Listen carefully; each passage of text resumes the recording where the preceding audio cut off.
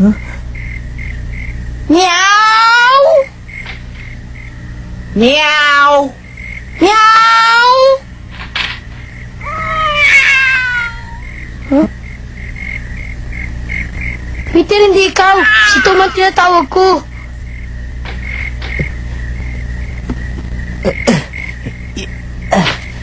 Oh, Hak, ano yun? Anong kailangan mo? Kasi, baka naman pwede mo pairamin ng martilyo at lagari. Oo, ano bang paggagamitan mo? Gumagawa kasi ako ng bahay ngayon. Bahay sa puno. Aba, ang galing na. Oo nga pala. Ako. Alam ko, nakalimutan mo na naman. Ikaw talaga. Pambihira. Pasensya ka na, Hak. Talaga nakalimutan ko.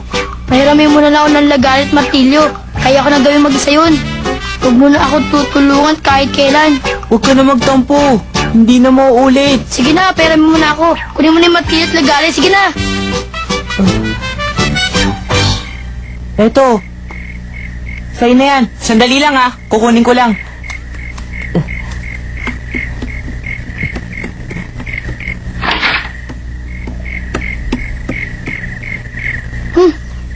Kung di siya darating, di sana siya nangako. Sabi niya, darating siya eh. Pambihirang tao yun. Dapat ako na lang gumawa. Di ko na siya hinintay. Aba?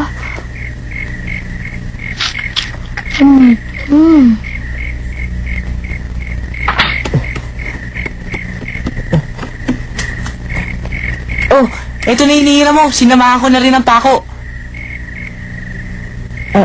Eto na, Hak. Bakit? Ang sarap nitong biskuit. Saan ang galing to, Tom? Saan mo kinuha? Yan, si Mary ang nagluto niyan dito sa aming bahay. Talagang masarap. Kung gusto mo, sa'yo ng lahat yan, Hak.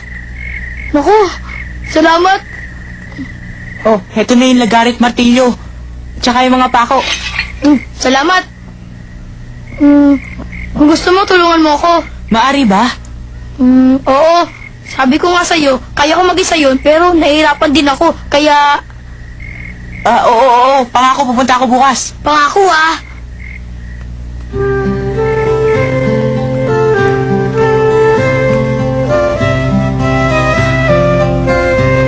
Mali ako na nakalimutan ko ang pangako ko kay Hak. Talagang tutulungan ko na siya bukas. Buti naman, naibigay ko na sa kanya ang mga biskwit. Ay nako, nakapangako nga pala ako kay Becky na pupuntahan ko siya bukas.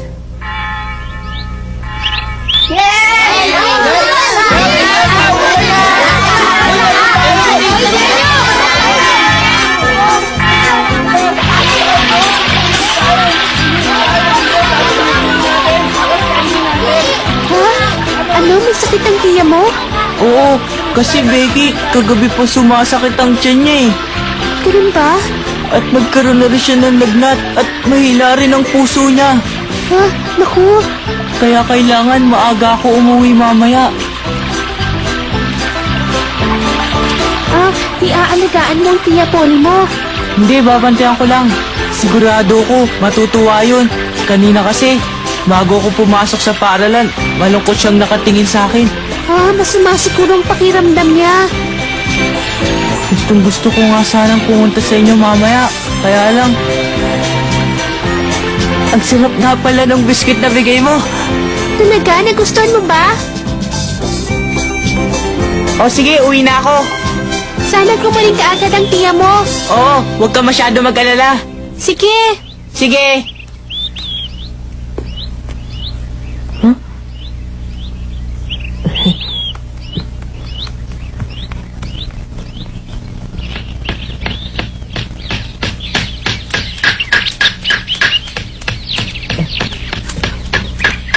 Hak!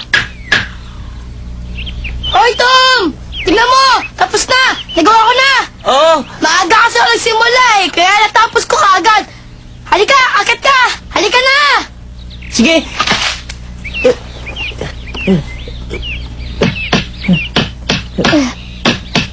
Tignan mo, nagustuhan mo ba, Tom?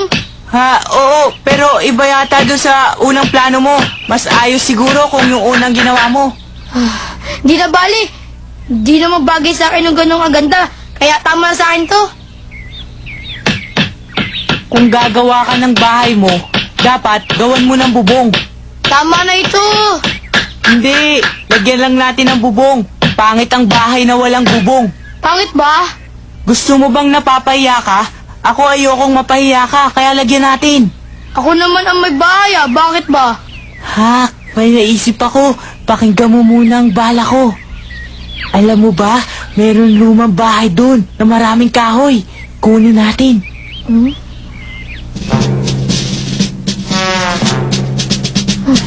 Ayun, yung lumang bahay na yun. Wala pong nakatira sa bahay na yun, Tom. Wala.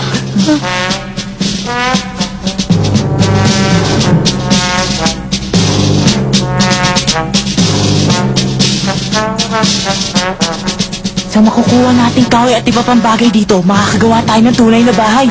Di na kailangan ng bahay ko ang bubong. Bakit ba hindi mo pabayaan sa gusto ko? Huwag mong tipirin ang bahay mo. Halika, umpisahan na natin.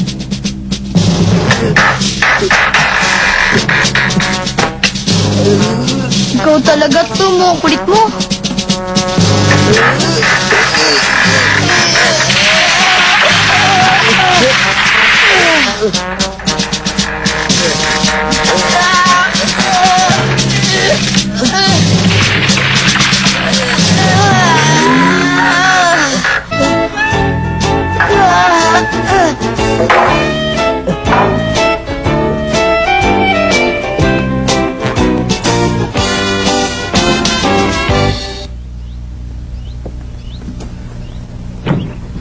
Jim? Jim? Mary, tinatawag mo ba ako? Oo, hindi naman gaanong importante. Yun nga lang siradura ng pintuan natin sa kamalig si Rana. O sige, gagawin ko mamayang konti. Sige, bahala ka na doon ha. Sige.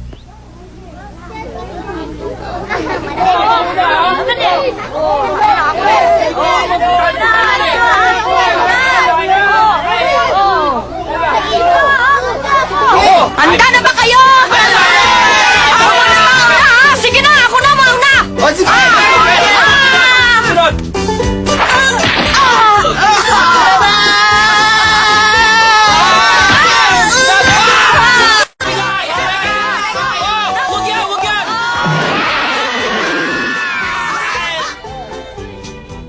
Ayaw mo bang sumali sa kanila?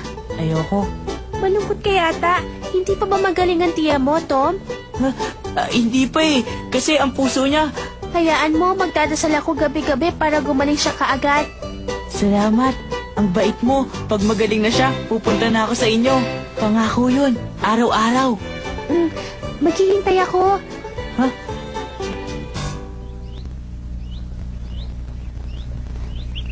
Bakit?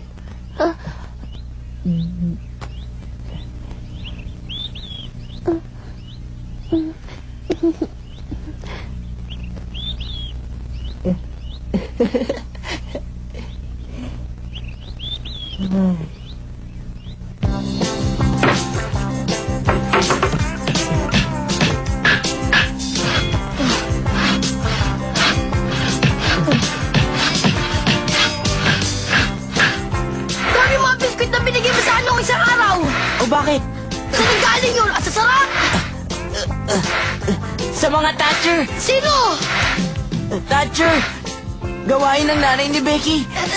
Sarap talaga. Pasensya ka na. Nagsinungaling ako sa'yo.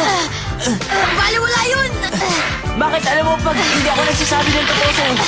Hihiyata kita.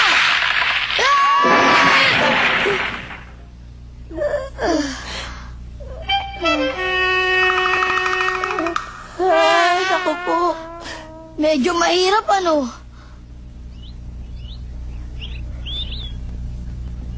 O, eto. Yan.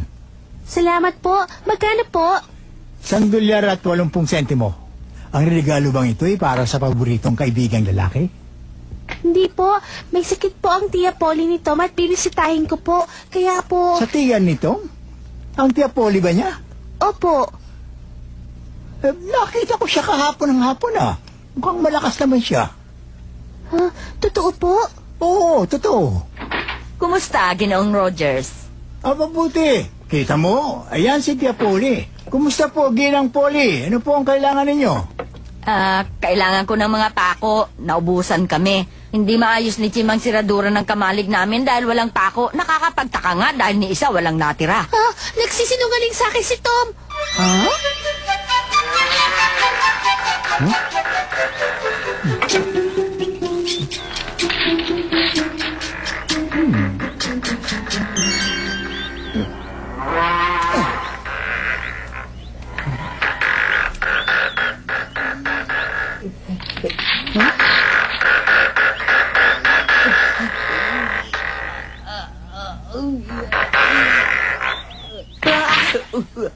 Tom, pwede bang malaman ko kung anong ginagawa mo dyan sa bintana ko? Jim, kala ko nando ka sa taniman. Ang dami na kasing nangyayaring mga nakapagtataka dito eh. Katulad ng mga nawawalang pako. Naubos lahat. Kasi... Siguro alam mo rin kung saan napunta yung mga nawawalang martilyo at lagari natin. Hindi ko pa masasabi sa'yo ngayon. Alam mo Tom, ayoko nakikita kang pinapalo ng tiya mo eh. Pero kung hindi mo sasabihin sa akin, mapipilitan akong isumbong kita sa kanya. Sige ka, bahala ka. Ikaw din ang kawawa. Hindi naman tama yan. Sumbongero ka naman yan eh. Sige, kung ayaw mo sabihin sa akin, ikaw ang bahala. Pero kung sasabihin mo sa akin kung nasa ang lagari at ang martilyo natin, hindi ko sasabihin. Pero kapag pinalo ka, bahala ka. Wala na akong magagawa dyan. Kaya kung ako sa'yo, sabihin mo na sa akin.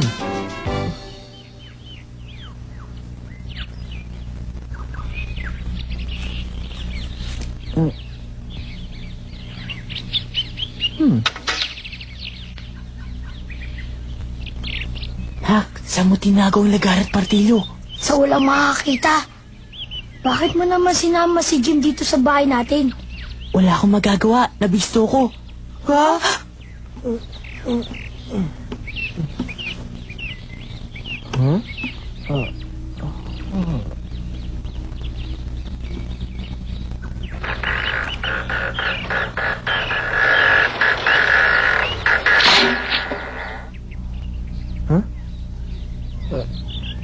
Tom! Hak! Saan niyo ba nilagay yung martilyo at saka yung lagari? Hindi ko pa masasabi. Alam ko na! Hindi mo isusoli yung martilyo at saka yung lagari hanggat hindi natatapos tong bahay na to. Oo, ganun nga. Hindi ko pa ibabalik sa'yo. O sige, tutulungan ko na lang kayong maayos tong bahay na to. Yun lang naman ang tayong parang para maibalik sa akin yung mga gamit ko eh. Akong bahala, tutulungan ko kayo. Huwag na kayong mag-alala, ako na ang gagawa nito. Talaga? Oo, o dali na, asa na yung lagari tsaka martilyo, akin na. Katulong ako sa paggawa nito. Pag natapos to, ibabalik niyo na yung gamit ko ha.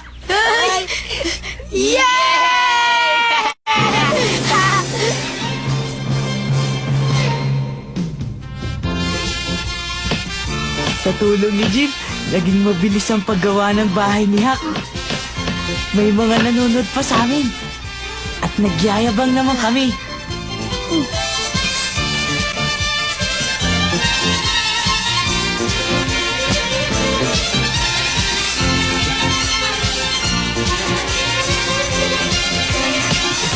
Yo! Tapos na ang bahay ni Hak! Magsipanig na kayo lahat dito! Uy, teka! Isa-isa lang! Baka pag pumanik kayong lahat dito, baka mag-iba! Isa-isa lang! Huwag kang mag-alala Hak, akong bahala. Tinibayan ko yata ang pagkakapako dito sa bahay mo. Ha? Becky!